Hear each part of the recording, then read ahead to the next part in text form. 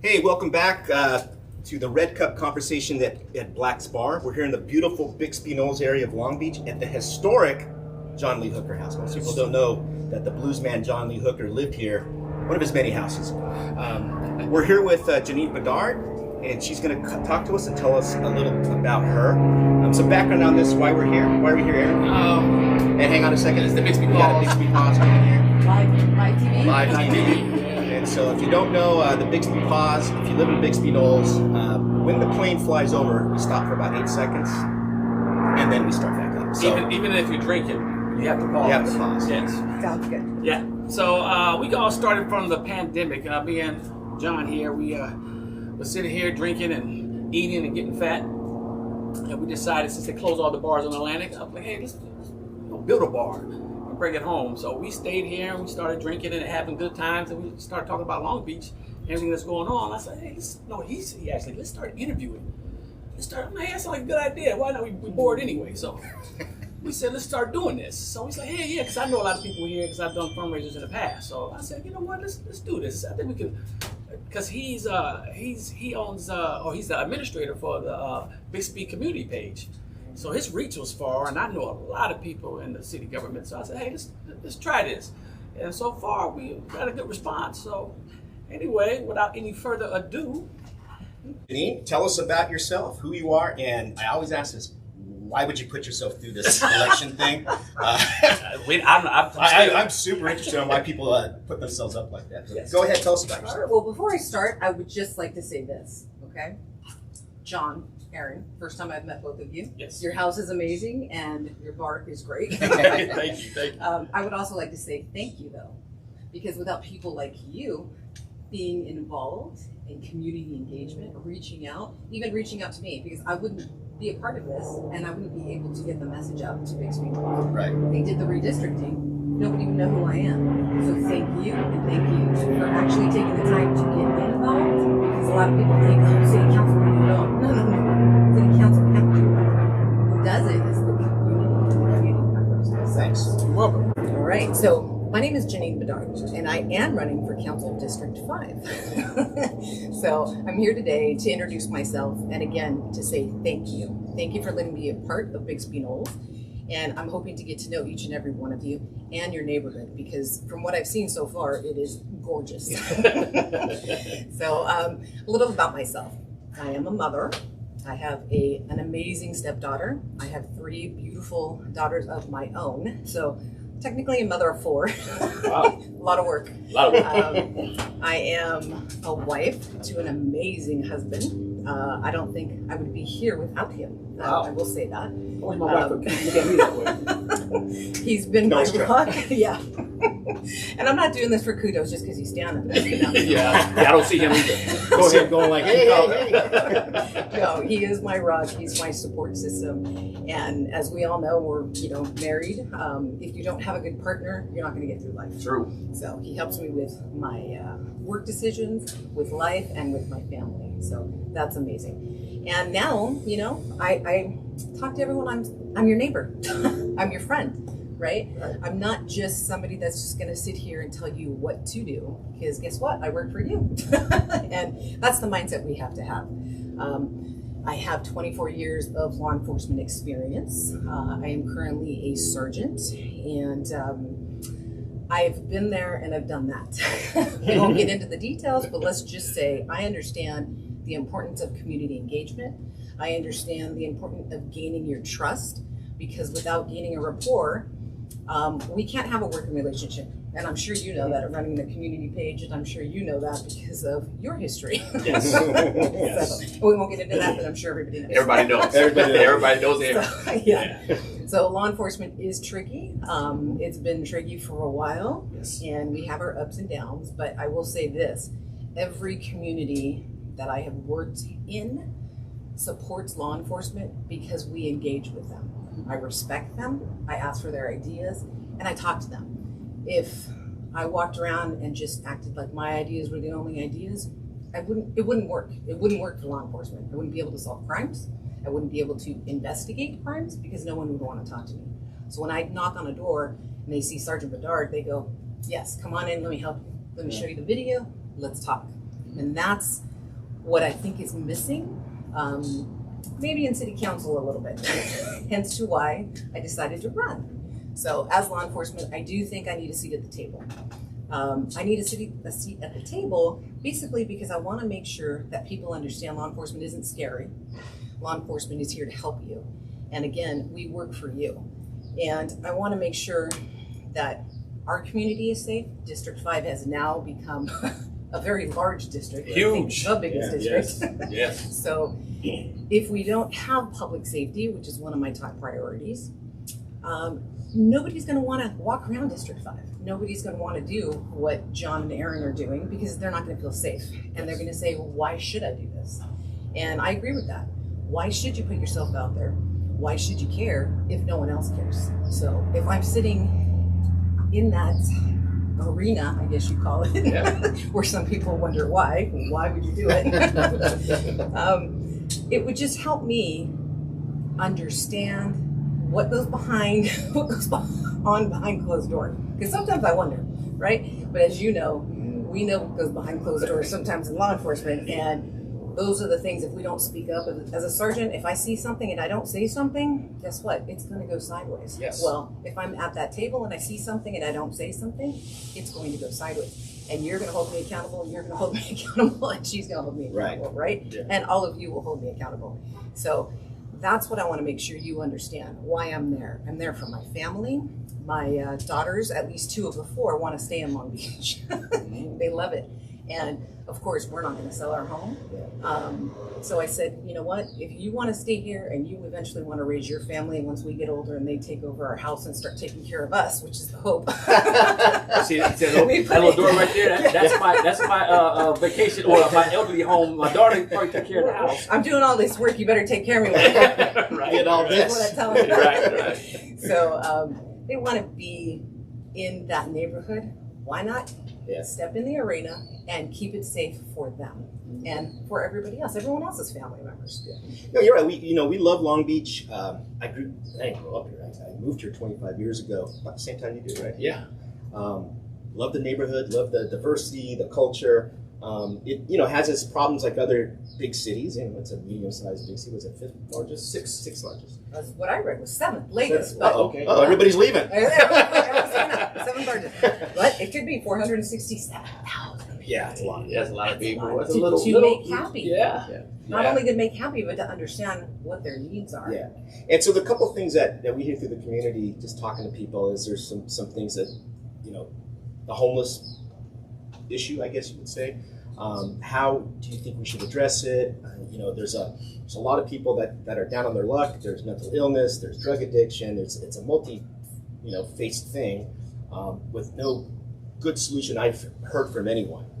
And so what's your solution for this? Which is a hard one. It's a hard one. Yeah. I know from your background and my background, that is a sensitive. Right. So, let's see, how do I say this delicately? It's a problem that's been around for a long time. Yeah. Surprising why there is no solution yet.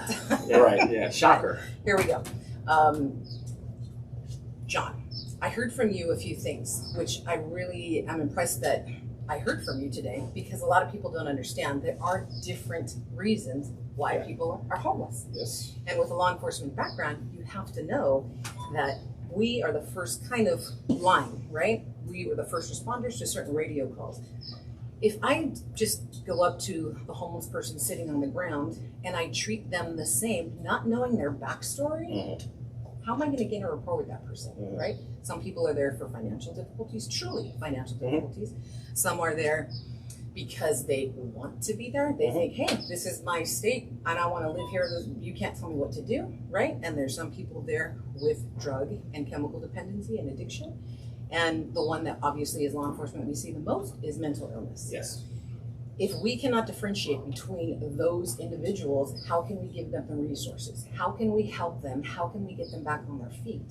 And what I have been seeing a lot is we're just kind of painting them with one brush and trying to get the solution and tuck them away and get them out, right? We want to make the city look pretty for something. Boom! All of a sudden they're out of here. Right? I've seen that. But then, yeah, Well, then they're back. and I've said this before. Oh, we got a Bixby pause coming Oh, here we go. Oh, what is it, Southwest? Oh, is that Southwest? Southwest. Yeah, right. we know, we know. Hope it's going They got some someplace terminals fun. in Long Beach Airport. We do.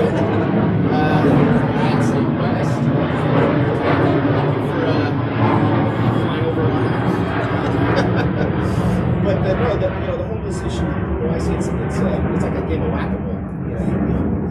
So they hit it down, it pops up in another city. So if we have in Long Beach a very comprehensive way to deal with it, it's going to pop up in the next city, and then you're going to have a comprehensive way, and it's going to come over here. Just pops around. So, in my mind, it needs to be a state-driven down. Everybody's involved to get this solution. So 110%. I will say last night I was watching the Long Beach City Council and they addressed this topic. So I know in 2021 they put in place what is called REACH. So I'm going to try to remember this acronym. You know acronyms, right? Here we go. Retroactive engagement to accomplish achievement. See, it's very tricky. Yeah, To achieve collective health. That's it. Okay. Reach. Okay. So that's they were. $150,000 job to get that. There you go. Okay. So they are implementing this. It's starting 2021. Where are we at right now? April 2022. Okay. We're reinventing this wheel again and again and again, and we're paying people to reinvent this wheel. So all this money is going to this company to reinvent this wheel. This should have been in place a long time ago, and it should never be gone. This should be here. This should be in all the cities. Hence why you say it should start from the state, come down into the cities. But why are we in 2022 trying to start a REACH program? Why aren't the REACH programs already here? Why don't we have at least 2 REACH programs per district, or even 1 REACH program per district? Why don't we already have this money that, I wonder, we've given a lot of money. Yeah. Where is it? Right? And I'm not saying anything negative because, again, I'm not behind the curtain. It's somewhere. It's somewhere, right? So it's your job to get in there and find it. There you go. And that's not a joke. And here's the reason why I'm telling you this. Right. Transparency is key. I've door knocked multiple homes in my, on the east side. I'm coming over here soon. I'll be at your door. Open it. Be nice, please. So I've door knocked, and the first thing is, what are you going to do to find out where all my money went? We're taxpayers, and we've been paying. And how can you not already have a comprehensive plan set in place for homelessness if we've already been giving money and they've allocated all this money? What do we tell them, right? So that's one of my responses is, sir or ma'am, if you vote for me, I will make sure to inquire to find out the validity of the programs that are already in place and the effectiveness of the programs already in place. Because if they're just talking and they're not being implemented, then what are we doing? Yeah. And if they are implemented and they're not being effective, what are we doing, right? And why do we keep giving money to the same machine that's not really producing it? So those are one of the things I would definitely do is be transparent with the constituents, because again, I'm not going to make any money off this. My husband's like, first of all, I'm retired. Why are you doing this? We could be we could be traveling. We could be doing whatever we need to do. We could be, buying some property and get out of here. But you know what? Again, back to the reason why I'm running. My children want to be here. I love Long Beach. I've been here 21 years. My husband's been here 54 years. Wow. Bixby break. Bixby pause. You see. This is the prime time to talk to you. He's been here a long time. His family's been here. 2 sisters, 2 additional sisters, and their children. So it's just one of those things. If we do not have a seat at the table, if I don't engage with John and Aaron, if I don't reach out to Bixby Knolls, if I don't reach out to other people, then how can I help, right? And if we just sit like we did Front Yard Fridays and complain, so a couple neighbors went, we complain a lot. Yeah. Do something. Wow. And I said, what do you mean? You're in charge. Yeah. you're the one that can do this. And I'm like, seriously? No, you can do it, Jeannine. And I said, So I looked at my husband. I said, I love you. What do you think? He said, Roger that. So being in law enforcement, how do you feel about crime in Long Beach? I mean, is it bad? Is it getting better? Is it worse? Okay, so again, state laws, right? City laws that are put in place that are already there that the police, can use. But guess what? Unfortunately, they're handcuffed, no pun intended, and they cannot move the needle, right? They're told certain things. I get a lot of complaints from the east side in District 5. We only see one police officer here. Through the whole, month, I think I've seen one car once in a blue moon at these parks. What's going on? And how do you explain to them, knowing unfortunately what we know, that it's a double-edged sword. So I try to explain, well, here's the good news. We have a safe neighborhood, so the police aren't here 24/7. Right. But I understand your concern that you want them here more because, well, makes me positive.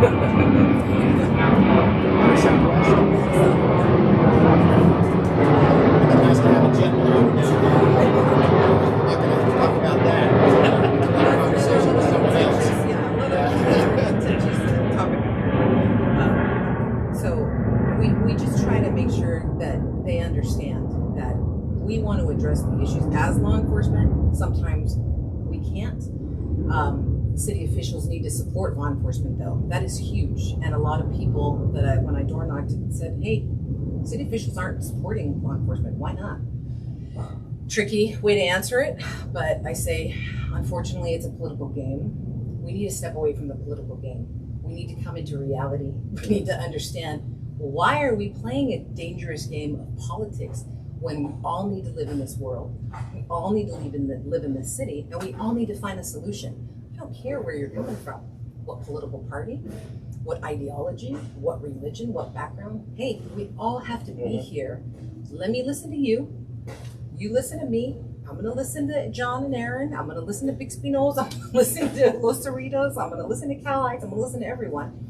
Let's get some sort of comprehensive plan in place instead of fighting about it. If we keep fighting about it, nothing's ever going to get done. And that's where I see a lot of the issues when it comes to law enforcement. I see a lot of the issues when it comes to sensitivity for making arrests. Let's just say, oh, well, you guys don't treat the criminal. Well, I'm sorry. I want to treat the criminal with respect, which I do, but they shouldn't be committing crimes. Now, I will find out why they're on the street, why they're committing the crimes. Yeah. Maybe they need different resources. Hey, I can do all that. I can help with that. Violent crime has gone up. Has it gone up extreme? No, for our district. But property crimes have. Yeah. And why are property crimes high? Because the criminals are being released. Yeah. I won't get into why. But those nuisance crimes, it's those nuisance crimes. Somebody's stealing my catalytic converter. Yes. But those are important to you. Yeah, and it's so the violent crimes may be down, but the nuisance ones. Absolutely. And people, I'm sorry to interrupt really quick. People feel like they're not being heard because it's not a violent crime. Right. Oh, well, they don't understand though. I can't go to work if somebody took my catalytic converter, and then I can't provide for my family. It's a big deal to somebody who is a victim even of a very tiny, small crime. Yeah. It still affects them. Yes. Domino effect. Yes. Changing topics here. We had a business in Long Beach, and we kind of, noticed a lot of inefficiencies in how the planning and everything is. Actually, the approval process goes. And so how would you help to make Long Beach more business friendly? Okay, there's a few ways I can attack that. First, when you're coming from regulations, right?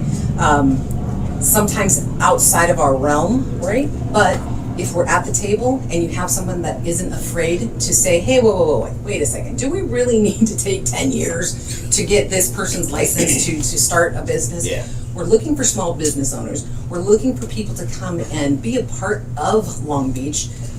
I mean, Bixby, Atlantic, Long Beach Boulevard, all of that. Oh my God, it's gorgeous. And when I, 21 years ago, went over there, it didn't look the same, right? Now it's beautiful. And there's so many different things. You just had First Fridays, the Bixby Knoll. Yeah, and that's Blair Cohen. He does a great job here promoting the business district and really reviving it. Yeah. Yes, I heard that name, and I'll get that name from my husband. Yeah. He knows him. So that's interesting. Someone else I'd like to get to know and meet. Basically, quality of life, though, is also an issue for small business owners and the community stakeholders. And homelessness is one of those issues. If you have a great small business, but you have someone sleeping and urinating and defecating in front of your business, you think I'm going to want to come, right? You think we experienced that. Yeah, we actually saw that. Not only in my past life, but with my entrepreneur life. There you go. I experienced the whole people sleeping on the property and stuff like that. Yeah, and it was drunk on our property. Yes. And we caught a guy shooting up on our property. It's just like, And see, can you and please those are the finish your things- heroin and leave? And those are the things, those are simple things that law enforcement can be allowed to address respectfully. Following up on one of the last questions here, and then you can talk about your core issues. Business friendly, I think we mentioned earlier about the pain of going through the permitting process. And I'll give you a for instance. The fire inspector came, and we had a kitchen in the back, a prep area, and there was a door, and I had a sign that said exit. And they came in and said, can't have that as an exit. And I'm like, what do you mean? He said, you got to take that exit sign, because they glue in the dark. It was all neat. And I said, well, if there's a fire, they'd have to go through the kitchen, and it may be smoky. Wouldn't they want to go through that door? No, you can't have that sign there. It's stupid, right? And so I took it off. As soon as they left, I put a new one back on. Because this wasn't safe. It's that kind of stuff. One person says go this way, I want to go in that way, and I can't do this, and this has to be a certain color. Ticky-tacky, and the people that are doing the permitting and inspecting, I don't think they really realize how much money you bleed as a business owner when you have the delay of 2 weeks, when you're paying rent, and you have some little payroll and stuff, and it's just going out like that. So that's one thing that I would hope that city council or whoever's mayor can address is just the permitting process. We had to hire an expediter. And somebody, it was like $8,000 or something like that, just to go in to get it done faster. I shouldn't have to do that. There should be somebody that can do that for me.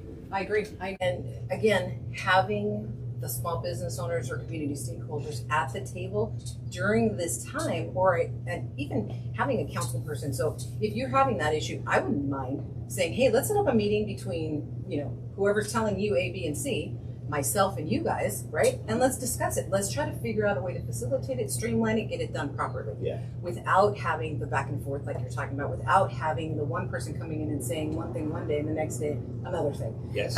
I mean, and how hard is that, right? I mean, I guess, yes, time management, there are a lot of different things that people have to do, so we have to schedule, but if nobody's actually taking the time to do it and they're just writing you guys off, then what? Who's going to want to build a small business in Long Beach with all those regulations, with all those ticky-tacky issues, with all of different people coming in and telling you what you need to do, and then you're like, wait a second, I thought I was doing it right. This person told me I did it right. Right. And I totally agree, 110%. Yeah, it was very frustrating. And like I said, it becomes a money thing. Yes. And you're sitting there going, oh my gosh, this person can't come back for another 2 weeks. Okay, we got to delay our opening. Right. It's just money. Yeah. So, yeah, it does. We do need a streamlined permitting and business process. So I agree. hopefully And I will, once I have a seat at the table, I will try to get into that. And again, I'm not afraid to learn new things, right? Is that my forte? Nope. But guess what? It doesn't take a rocket science, right? A rocket scientist to sit there and open a book or educate yourself. Yeah. Go look online, find out, speak to the expert and say, hey, tell me what these people can do in my district to facilitate what they need. I will do that. Cool. All right. Okay, the last one is your core issues. Okay. So again, coming from the law enforcement background, property crimes, violent crimes, public safety. So again, bringing my daughters back in and my family, they want to be able to ride their bike. They want to be able to drive around. They want to be able to park their car, and maybe if they accidentally left their purse in there, it doesn't get broken into, right? Their car and the purse is gone. So people want to walk their dogs. They just want to feel safe. They just want to live in a neighborhood and be able to talk to their neighbor, have front yard Fridays, or that's what we have on the east side. we have Black Fridays. Is that what you got? You got Black Fridays, all right? Black Fridays. So, people just want to be able to do that and not have someone breaking into their, backyard or their cars. So public safety, violent crime, property crimes, we need to address those. We need to figure out how to involve law enforcement, how to have that relationship, how to gain the trust of the community so they want to work with law enforcement, how to get law enforcement back into all of the district, not just all on one side, not just sometimes on one side, let them get all back in here. So we need to figure out some common sense regarding resources, personnel, and training for the officers. If you're having an issue, yeah, officers are not perfect, we know. And you know what? I'm not afraid to say that. And as a supervisor, I see it, I say it, and I tell them, step into my office. We need to talk about it. The only problem we have with law enforcement is they hire from the human race. There you go. That's There the you problem. go. Because the human race isn't perfect. It's And not perfect. Like I tell my kids, hey, I don't expect you to be perfect, Nope. but strive for it. Exactly. And if you can't make it there, fine. But you're doing your best, That's right? Treat people. When I used to be a training officer, the rookies in the car, I'd say, listen, what do you need to do? Oh, I need to chase. I need to do that. No. You need to knock on the door and you treat the person on the other side of that door or inside that car with respect. Pretend it's your mom, your dad, your sister, your brother, your friend. I don't care who it is. You treat that person with respect. Now, if we have to step it up, we step it up. But then we can de-escalate the situation. That's all. Exactly. It's just common sense. Yes, it is. But yeah, so we need to bring that back in.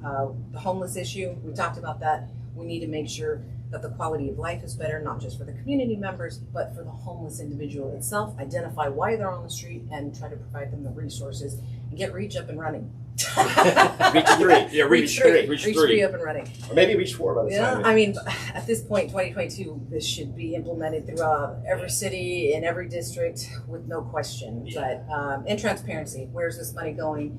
Why haven't we seen these programs, take place? Yeah. Why we can't validate it, and we don't see the effectiveness of these programs because the money's kind of sitting somewhere, and they keep telling us the programs are here. The programs are here. Well, really?